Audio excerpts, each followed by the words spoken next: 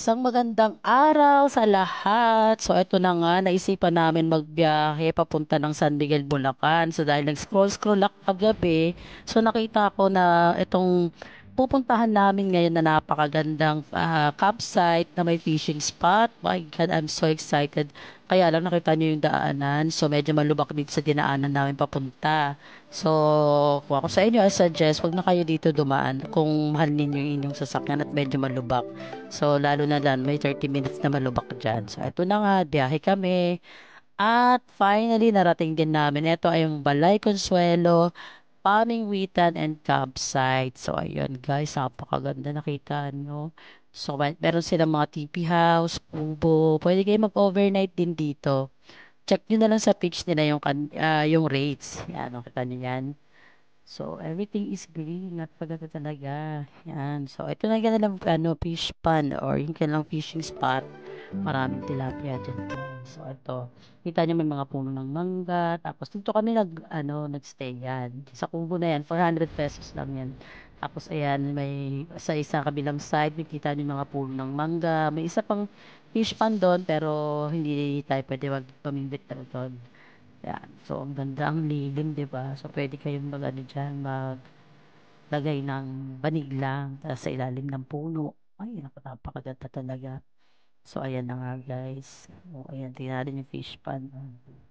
Kahit diyan lang kayo maglagay ng banig o ng kahit anong camping set diyan sa may ilalim ng puno ng mangga. Napakaganda. So, ito na namingwit na kami. Oh. Meron silang free na pamingwit, kahit di na kayo magdala, tapos yan, yung pampain, pangmasa, gagawa nila kayo, yan. So, ayan na nga. Huli-huli akong isda, kala mo talaga, kahit hindi ka professional, makakahuli ka ng isda dito.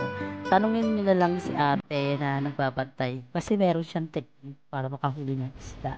So, yun yung ginawa namin. Kasi yung una, medyo nahirapan kami. Ikot-ikot kami. Ayaw ng mga isdang kagatin ng aming pain. At ayan ang hinagis ko na yung aking pain. Bilang ng 1, 2, 3, 4. So, wala pa. So, ayan. Then, nakahuli rin ako ng isda. O, ayan.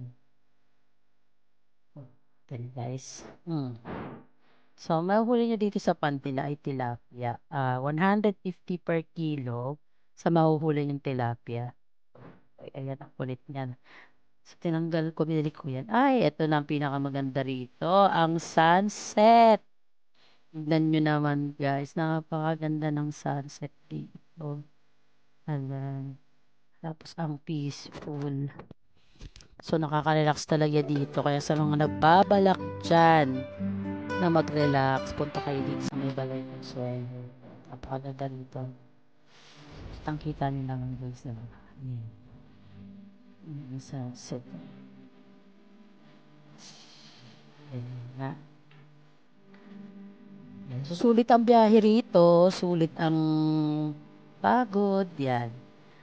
At eto, night time na rito. Yan. So, ginabi kami dito kasi sobrang ano talaga kami, sobrang nag-enjoy talaga kami lalo na sa pag huli ng mga isda. Napakatahimik. So, pwede mag-overnight dito. So, makakapag-relax ka talaga dito. Kaya, check nyo lang yung kanilang page. Again, ito ay dito sa may Balay Consuelo sa bayan ng San Miguel, Bulacan. So, message nyo lang sila guys. Bye!